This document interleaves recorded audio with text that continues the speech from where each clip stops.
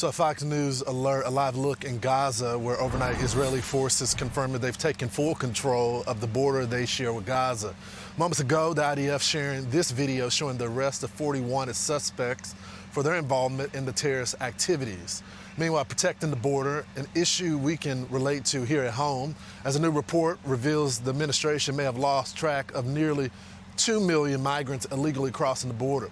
The crisis in Israel and the border hitting home for our next two guests, GOP Congressman and retired Army Ranger Brian Mast, serving in the Israeli Defense Forces, and GOP Congressman Max Miller is one of just two Jewish GOP members in Congress, and they join us now here outside the Capitol. Gentlemen, thank y'all so much. I just got to get your reaction, Congressman, of what's happening in Israel. And Congress doesn't have their act together just yet to even get the necessary briefings.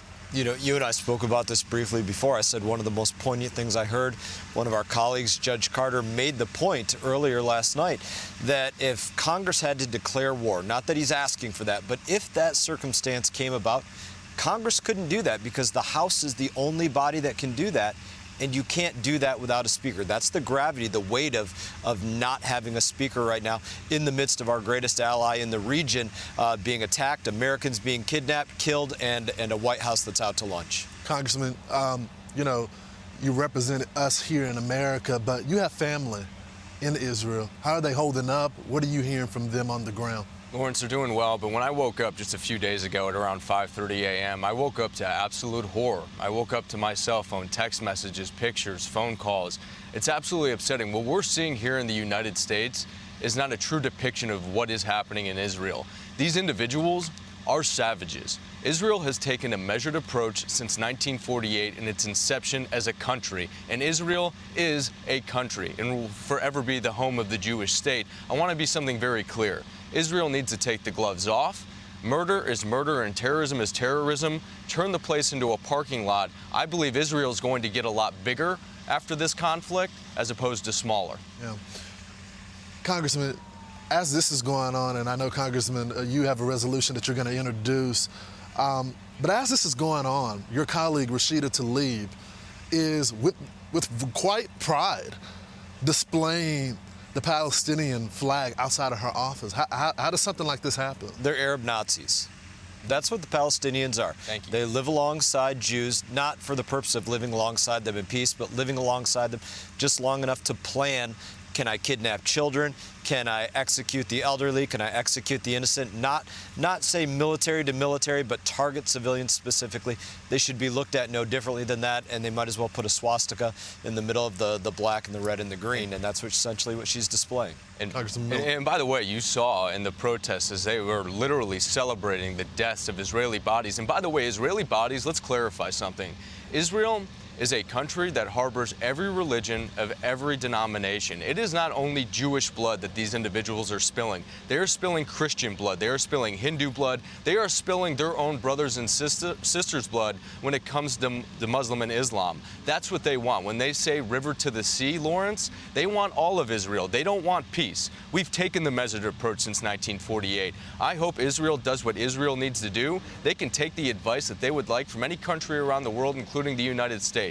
But they need to do what's best to protect themselves. And it is my hope that this body behind me and my great colleague to my left and our Democrat friends and the President Biden down the street will continue to support our greatest Democratic ally in Israel, because we need them just as much as they need us.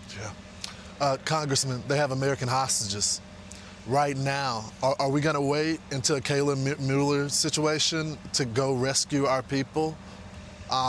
It doesn't seem like there's been any response from the Biden administration on that matter. You do have the Ford Carrier battle group that's over there. We do have a tremendous infrastructure of U.S. and American intelligence sharing, cross-training capabilities, things that have happened over the years outside of the fact that Congress is in a bit of disarray right now. That infrastructure being in place helps that situation, and I've said this before.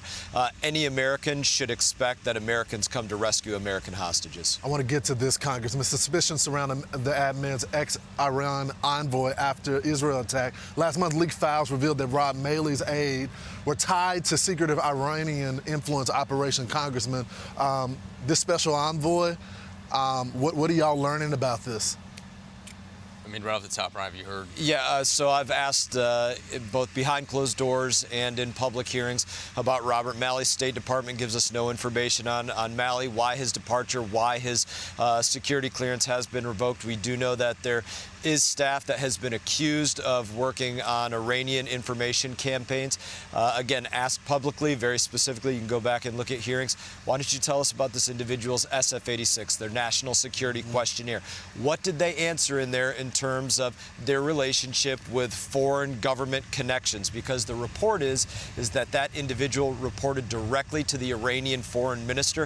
If that wasn't reported, and I'll give you one other quick point on this, the statute of limitations to report that on your national security questionnaire is 7 years, and the timeline looks like that person may have just been hired on by the federal government right at that 7-year departure mark. So these are questions that exist. This is unbelievable. We're going to be digging into them real quickly, though. Congressman Miller, the speaker's race. I know y'all had a closed-door meeting yesterday to air some grievances out there. What do we expect to see now that y'all have had that closed-door meeting? Yeah, look, we had a great conversation last night, and we always say democracy is ugly, and it is. And, you know, this is what Republicans like to do. We like to give positions and award them based off merit and not based off who's next in line, and that's what the Democrat Party does. That's why they're always such a mess. What I want to see is to take the appropriate amount of time to pick the right speaker and the right leadership that goes along with that team. Look, we just have whiplash from one of our colleagues and 8 of them upending everything. So we need to focus. I believe we'll select a speaker, and I believe it'll be Jim Jordan to take us to those new heights.